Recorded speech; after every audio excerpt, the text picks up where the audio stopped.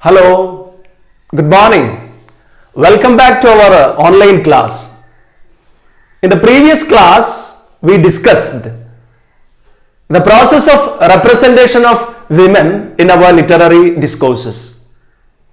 We read the poem Any Woman and recited one of the songs in Malayalam and elucidated the cultural aspect behind the process of representation, right?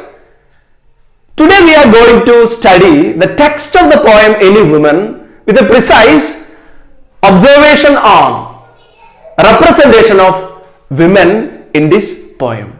Now take your textbook. Any Woman, Catherine Tynan. I am the pillars of the house, the keystone of the arch am I. Take me away, and roof and wall would fall to ruin me utterly. In the first stanza, the woman in the poem metaphorically says that she is the pillars of the house. She says that she is the keystone of the arch. See, keystone and pillars are an integral part of a building, without which the roof and wall would plummet and the building would be destroyed. So in the first stanza, the poet represented these particular women in this poem as pillars of the house,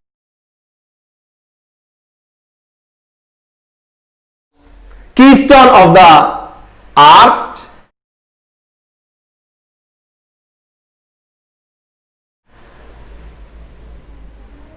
she again says that without the presence of these pillars and keystone of the arch, the house building would be ruined.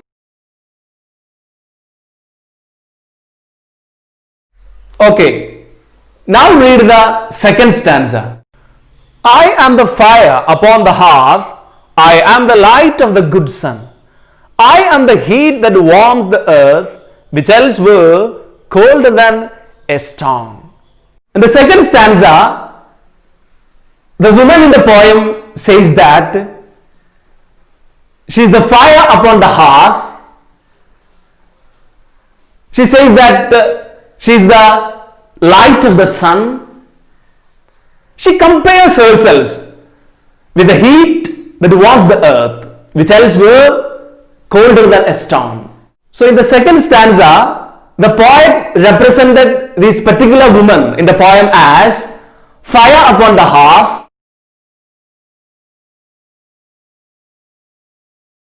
the light of the sun,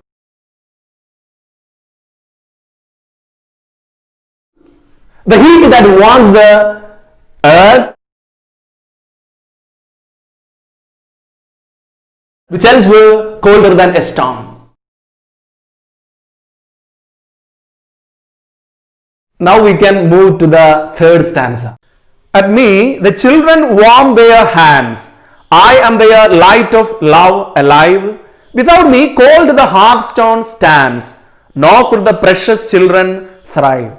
In the third stanza, the woman in the poem says that she is the light of the love alive, and at her the children warm their hands. She says that without her existence, the hearthstone may stand as cold. She again extols her identity by saying that the precious children thrive or flourish because of her existence. So in the third stanza, the poet represented this particular woman in the poem as a sphere to children to warm their hands,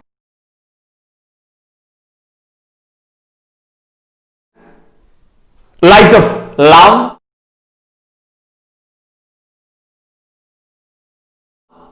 provider of warmth,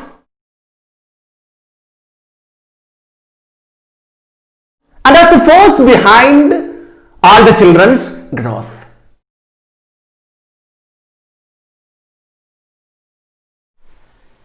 Now we can read the fourth stanza. I am the twist that holds together the children in its sacred ring. They are not of love, from whose close tether no lost child goes a wandering. In the fourth stanza, the woman in the poem says that she is the twist that holds the children in its sacred ring. She is the force behind in bringing all the children under the holy love of family. Here we can presume that a woman's love is the foundation of the children's growth. That may be a mother, a sister, a grandma, etc. See, from the close grip of a woman's love, no lost child goes a wandering. It is the love of a woman that cherishes the children's serenity. So, in the fourth stanza, the poet represented the woman with expressions like twist,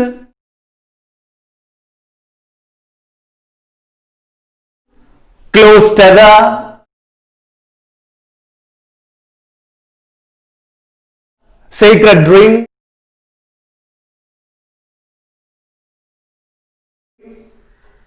and the knot of love.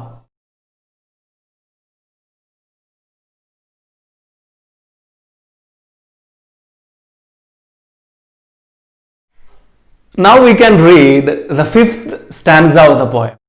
I am the house from floor to roof. I deck the walls, the board I spread. I spin the curtains, wrap and woof, and shake the down to be their bed. In the fifth stanza, the woman in the poem says that she is the house from floor to roof. She decorates the walls, gets the table ready for dinner, she spins the curtains, she makes all arrangements in the house, including arrangements in bed to sleep. In the fifth stanza, the poet represented the woman as a house from floor to roof,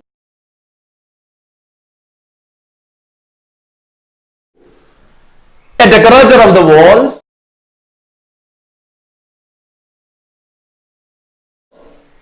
a person who spread the board,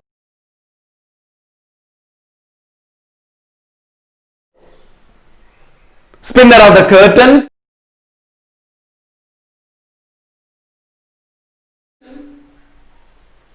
and a person who do all other domestic works.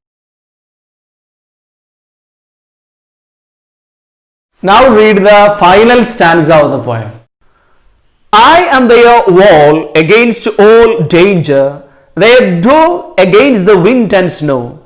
Thou, whom a woman laid in a manger, take me not till the children grow. In the final stanza, the woman in this poem says that she is the wall against all danger.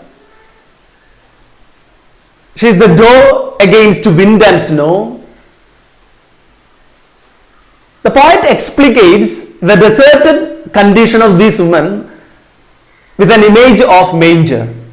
The poem concludes with this line, take me not till the children grow.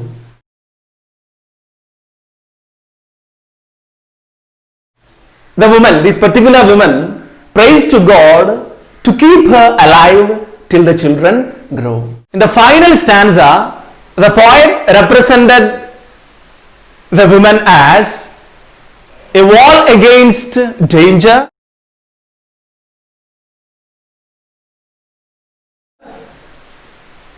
a door against wind and snow,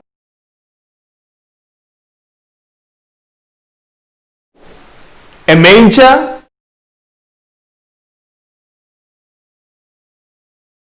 and rearer of children.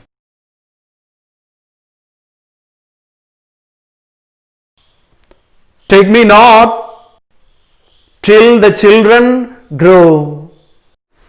So this is the way Catherine Tynan represented a woman in her poem Any Woman. We can study a study of comparison between this poem means Any Woman with another poem titled as I Am Not That Woman, written by Keshwa Nahid, in the next class. Okay, thank you, see you later.